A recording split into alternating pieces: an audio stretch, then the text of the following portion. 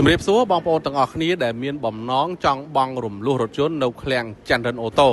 គ្រប់អតិថិជនអាចដាក់ពាក្យបង់រំលោះសុទ្ធបានឈរឈ្មោះតឯងហើយរាល់ការបង់រំលោះមិនចុះសិក្សាដល់ផ្ទះរាល់ការបង់រំលោះមិនសិក្សាដល់កន្លែងការងារមិនសិក្សាដល់កន្លែងធ្វើការរបស់បងប្អូនអតិថិជននៅទីណាកន្លែងណាខេត្តណាក៏អាចដាក់ពាក្យបង់រំលោះបានបង់ប្រចាំខែមួយខែ100ជាងមួយខែ200ជាងទៅតាមប្រភេទរថយន្តនិងតម្លៃជាក់ស្ដែងរាល់ការបង់រំលោះពិសេសណាស់អត់មានចំណាយទៅលើសេវារដ្ឋបាល Insurance ទេកាតគ្រីឡានដាក់ឈ្មោះអតិថិជនបង់បានរហូតដល់7ឆ្នាំបង់ដាច់មុនការកំណត់ក៏បានហើយរាល់ការបង់រំលោះបងប្អូនអាចទម្លាក់ដើមបានលក្ខខណ្ឌក៏ងាយឯកសារក៏ងាយការប្រាក់ក៏ទាបបង់រំលោះសិក្សា3ម៉ោងដកឡានបានជិះពីឃ្លាំងចន្ទរិនអូតូ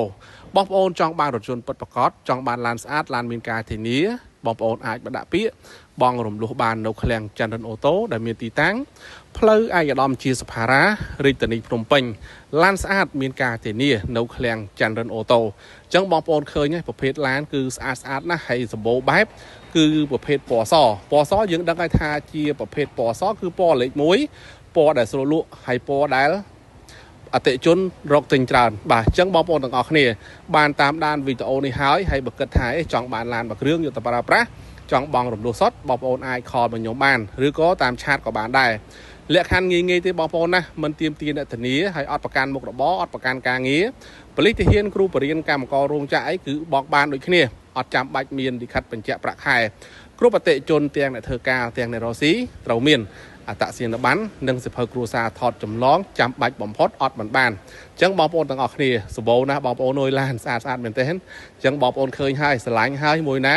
បងប្អូនតាក់ទងមកខ្ញុំតាមឆាតឬក៏ខលមកខ្ញុំផ្ទាល់ក៏បានដែររថយន្តណាខ្ញុំបញ្ជាក់ជូនបងប្អូនគឺមានការធានាច្បាស់លាស់ចេញពីឃ្លាំងចន្ទរិនអូតូទីតាំងនៅលើផ្លូវឯកឧត្តមជាសភារារាជធានីភ្នំពេញឡានដែលមានគុណភាពឡានដែលមានការធានាតម្លៃសមរម្យបងរំលោះសុទ្ធបានអត់ប្រកាន់មុខរបរអត់ប្រកាន់ការងារដោយបងប្អូនបានឃើញនេះបាទប្រភេទ Toyota Prius Highlander មាន Kia Morning បាទឆ្នាំ2012 13 14 15ក៏មានដែរបាទអញ្ចឹងបងប្អូនទាំងអស់គ្នាកុំភ្លេចបងប្អូនណាឡានស្អាតនៅមិនយូរទេអញ្ចឹងបងប្អូនចង់បានកុំភ្លេចរស់រាន់ឡើងហើយតំណែងតំណងមកខ្ញុំយកមួយគ្រឿងណាក៏បានដែរមួយខែ100ជាងមួយខែ200ជាងទៅតាមប្រភេទរថយន្តនិងតម្លៃជាក់ស្ដែងដោយបងប្អូនឃើញនេះនៅខាងក្រោយបាទហ៊ីដល់ខាងក្រោយទៀតឡានមានច្រើនមែនទែនបាទអញ្ចឹងបងប្អូនស្រឡាញ់មួយណាចូលឆាតឬក៏ខលមកខ្ញុំផ្ទាល់មកខ្ញុំធ្វើការរៀបចំជូន